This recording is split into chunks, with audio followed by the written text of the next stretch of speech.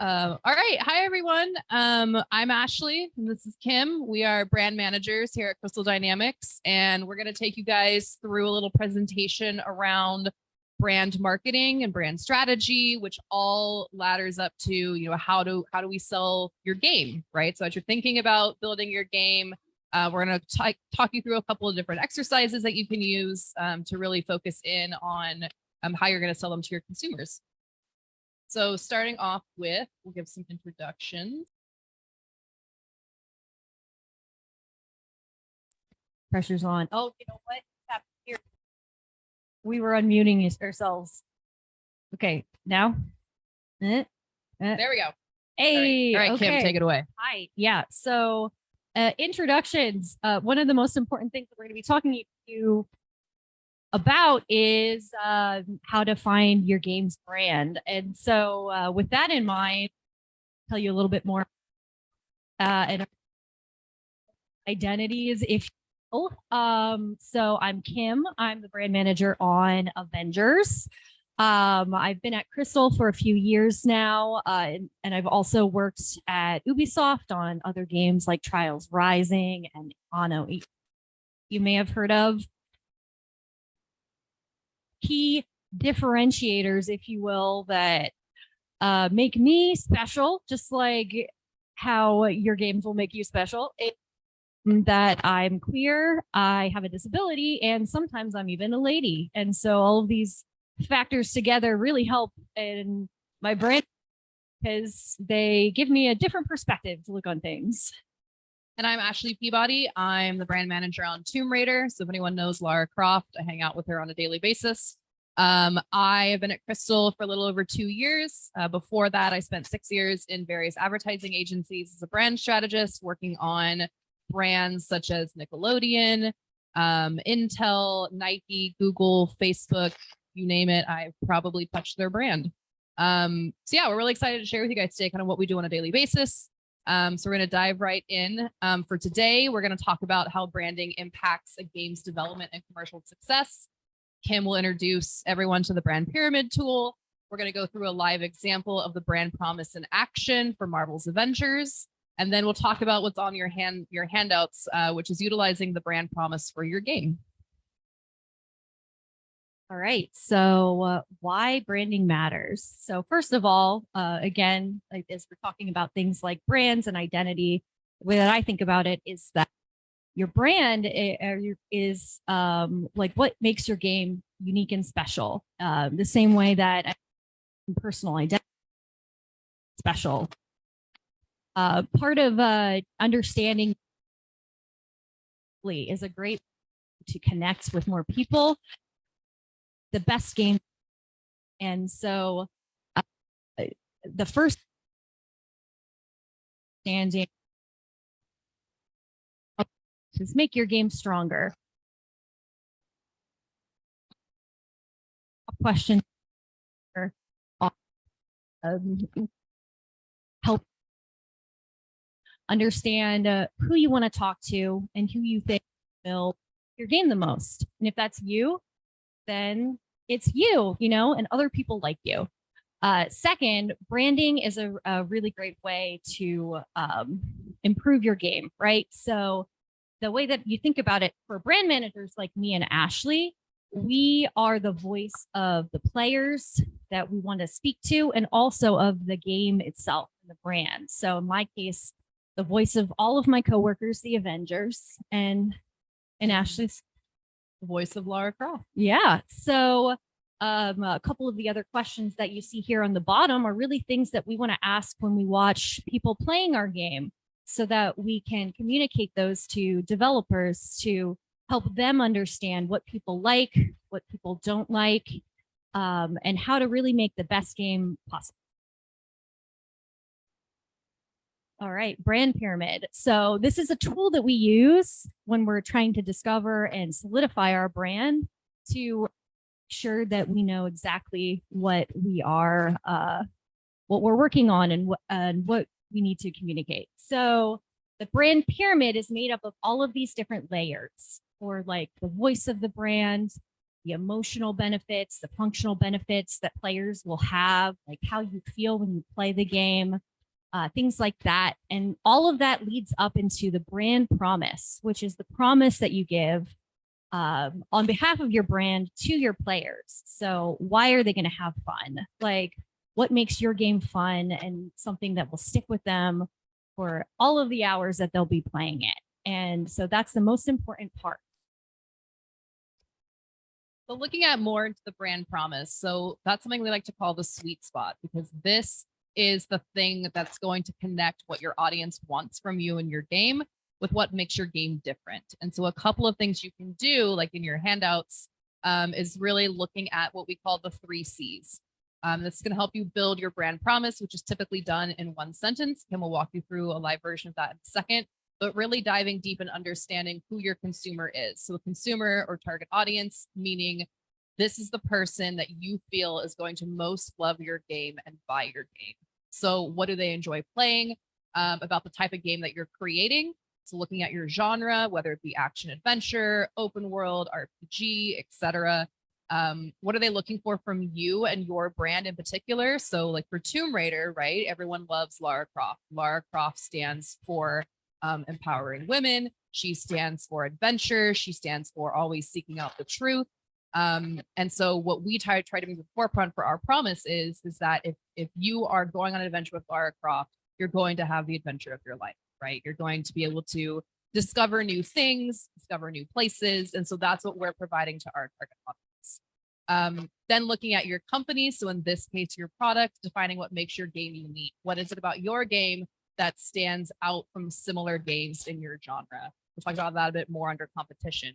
But what are you giving to your audience that they can't get anywhere else in any other game? And something that's going to help you figure that out is looking at your competition, right? Looking at similar games and brands. So what games stand out in your category? So for instance, for Tomb Raider, we look at other action adventure games such as Spider-Man.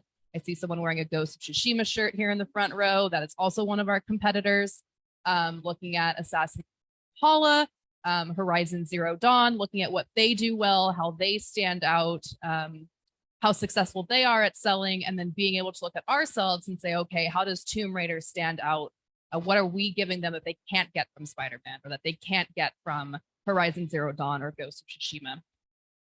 So looking at that, right, you look at what are the brand leaders in your genre, what are they doing that's kind of setting the bar for the industry, and how are you going to meet or exceed that bar?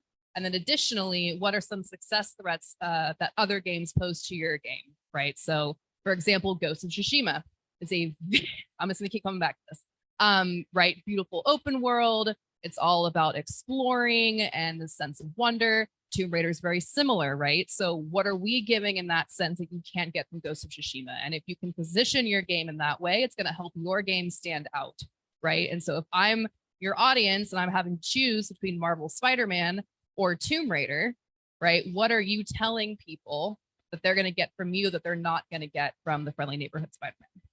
So just something to keep into consideration. No pressure. If anybody is making a Ghost of Tsushima game today, I'm sure it will be beautiful and amazing. So yeah, taking a look at this next slide, this is the brand pyramid that we made for Avengers at launch, as well as in the 2 boxes on either side, the different brand promises that we came up with for each of the different launch periods. So you're right, and I don't know in Bellevue, we launch brand promise of experiencing the Earth's mightiest heroes. Is promising things like togetherness, cooperative multiplayer, and also having Avengers in it. And so over on the other side with Mighty Thor, kind of very similar.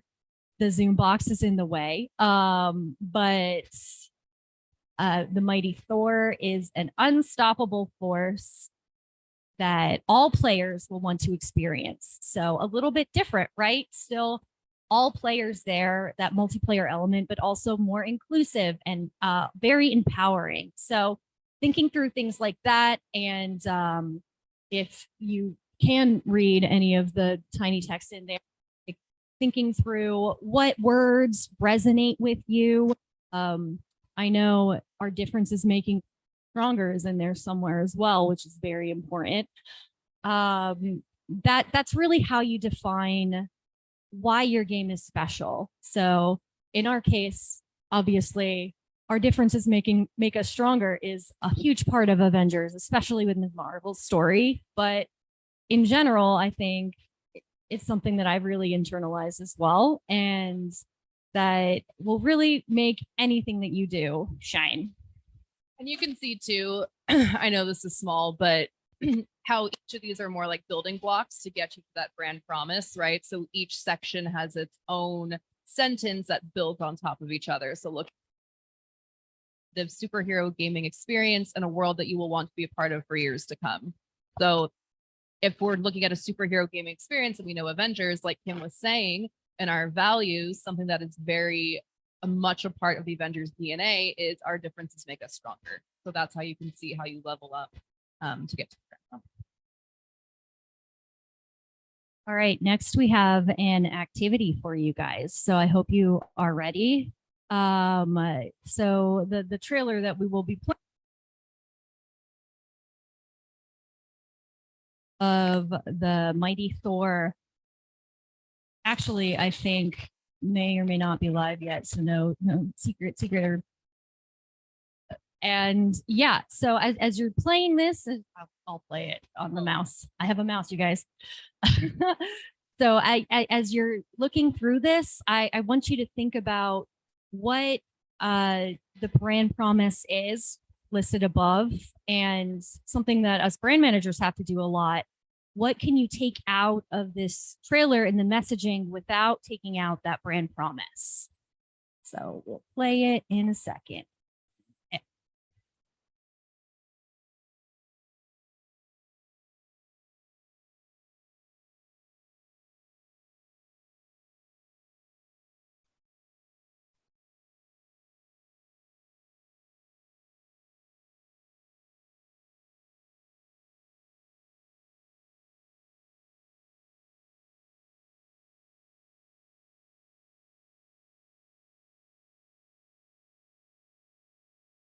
All right. Does anybody want to take a guess on what do you think are the most important parts of the trailer? What do you think you could take out?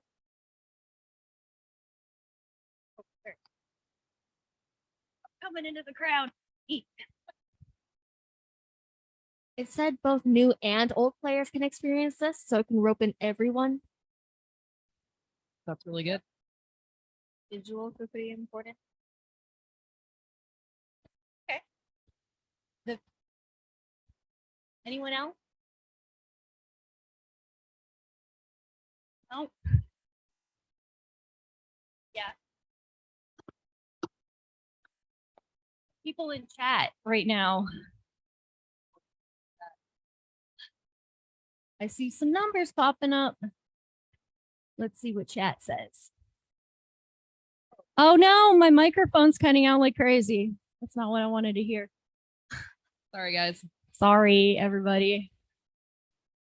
I don't know how to fix that. Is Ashley's microphone okay, everybody? Can everyone hear me?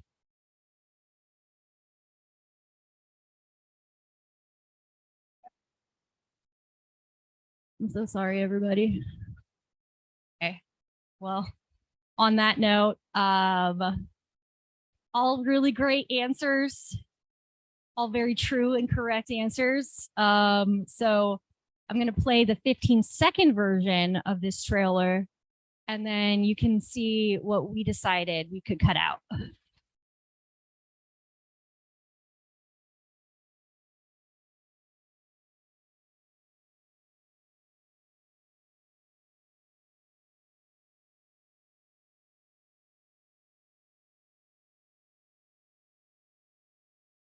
All right.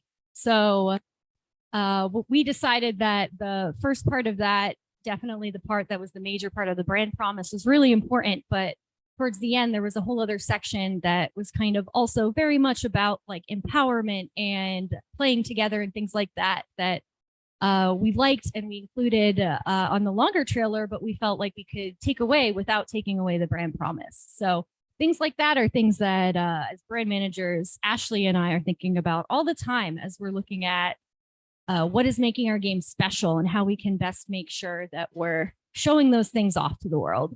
And it's hard to do when you only have 15 seconds. So you have to be really sharp in your messaging. Okay, so in summary, something to think about as you guys are developing your game. Think about how you're going to message it to your audience to convince them to play.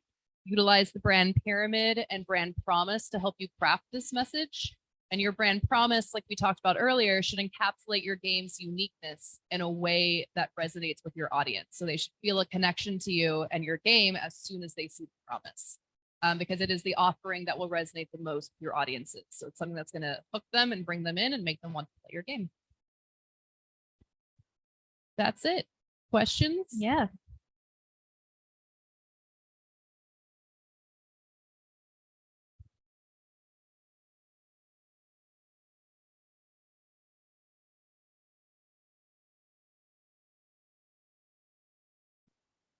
So the handouts that we gave you too, and that we can send to Bellevue after, include all of the questions that we had listed in the PowerPoint that you saw today as well. And so combination of all of these things too go into the brand promise. So we thought it would be a really fun activity for you guys to answer them yourselves and come up with your own brand for your games.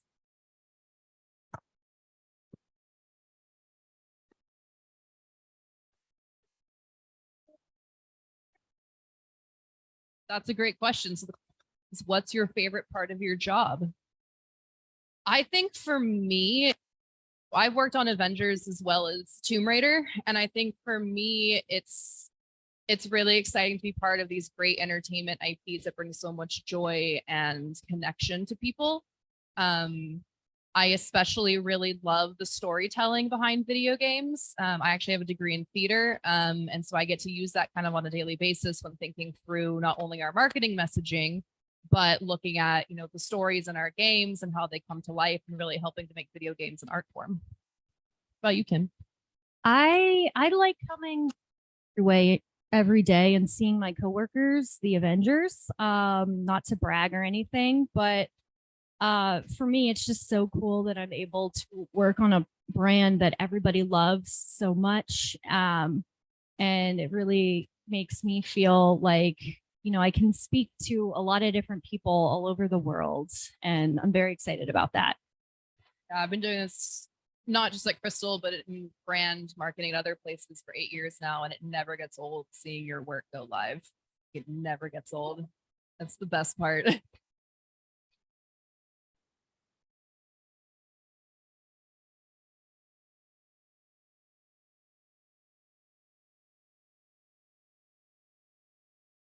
That's a really great question. So the question was, does your strategy change based on the platform your game is launching on? So if you're moving from PlayStation to Xbox, to PC to mobile.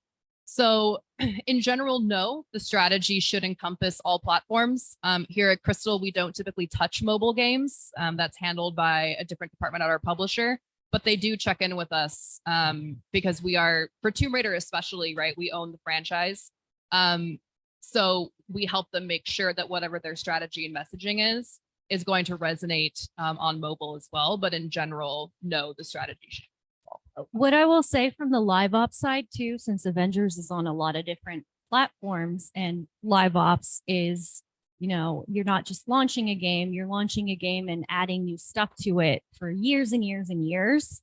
And so from my perspective, the strategy does change depending on what you're adding into the game. So like, for example, last November, we had Spider-Man, but he was only in PlayStation. So instead on the Xbox and PC and other side of things, new claw raid that was going into the game. So the messaging that we had for those two different things meant that we were talking to PlayStation players about one thing and to Xbox and PC players about something different.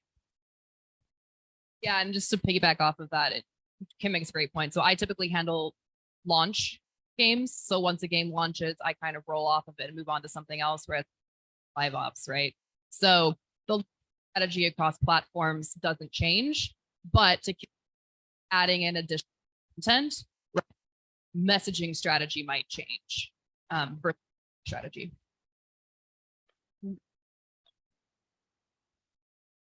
Okay.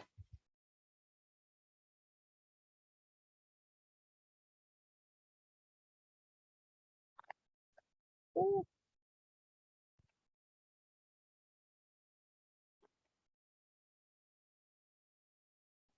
That's a great question.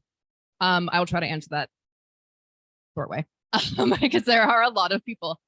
Yeah. So the question was, who do you have to check in with before making an executive decision when it comes to launching a game or things like that? So Kim and I are pretty much middle managers. So we're kind of middle of the pack. So when we are developing our strategies, we typically put it into a PowerPoint form. It lays out our strategy, our objectives, our KPIs, our messaging, our communications tasks. And then the first round goes to our managers. So she reports to a senior brand manager. I report to a brand director. They give their approval, and then it goes up the chain from there. So we check in. For me, for Tomb Raider, we have a general manager for the franchise. We have a studio creative director. We have Mike Webster, who's our director. All of them have to sign off on it.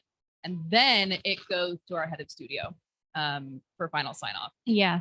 And I will say, to add to that too, one of the great things specifically about working at Crystal is that, you know, we're very communicative across different teams. So like, for example, just today we had swimsuit outfits go live. Suns out, guns out, everyone, in the game. And that was an idea that I had originally talked with one of the developers about. And so a lot of those approval chains still had to kind of go through and happen. But on top of that, you know, we're also constantly talking with our developers on seeing if there's anything that we can add into the game that we think players would like, or that players have told us that they want to see, so that we can keep making it as great as possible for everybody. Yeah, and we also have a pretty big brand team. So like Megan Marie, who's sitting here, she's our director of community on Tomb Raider. So she also looks at, you know, our plans and provides feedback and her ideas. So it's a bit of a collaborative process as well. There's a lot of. And if, oh, you had another question?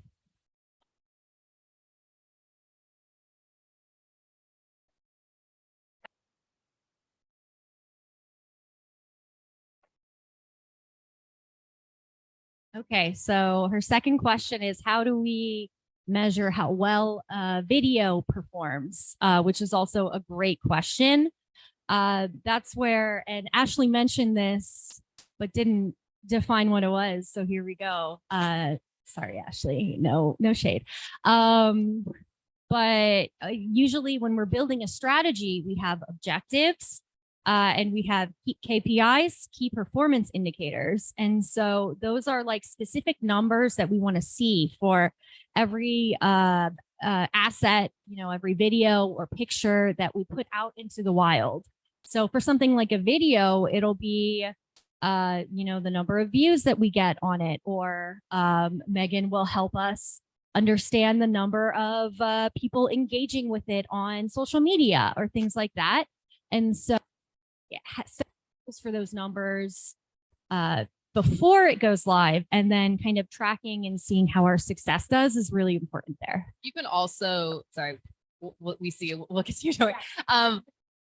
We also end up tying it back to by looking at, okay, we've launched this content, we've launched these marketing assets. So let's look at how our social sentiment is doing, which is where Megan's team comes into play, right? So we look at the total social sentiment for the game, as well as our sales, right? So if something launches, the video is performing well, our sales increase, you can see a tie between what's put out. Okay, sorry, go ahead.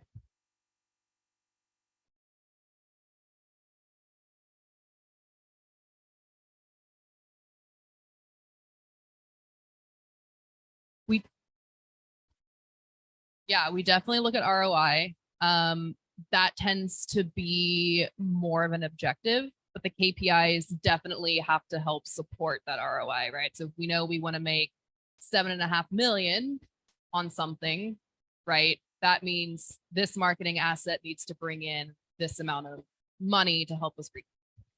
Or depending on our goal, if it's to bring in this amount of players. Like we also take a look at the telemetry, which is, rather than social data, it's how players are playing the game. Like we can see a lot of that just from the way that the game is built. So we can tell how many people are playing multiplayer versus by themselves.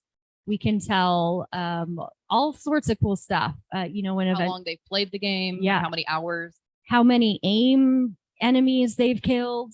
We can tell, or crushed because they're robots. We can tell that's if a goal like that to understand are looking at what we're and then internalizing that and then playing in the game. Good questions. I think we're almost at time. But any questions before we break?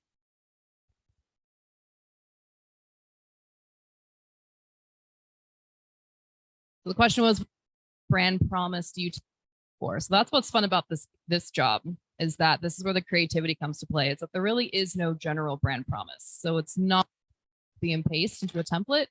It's looking at game do. What are the strengths of the game? So that's storytelling comes into it, right? So for something like Tomb Raider, we lean in heavily into Lara Croft, right? Because she's kind of our video game icon. The stories that she goes through are very compelling. And so looking at what the game can do, the story it's telling, what it can do from a functional perspective in terms of when you're actually in the game playing, all of that information helps you craft that single brand promise. So it will change from game.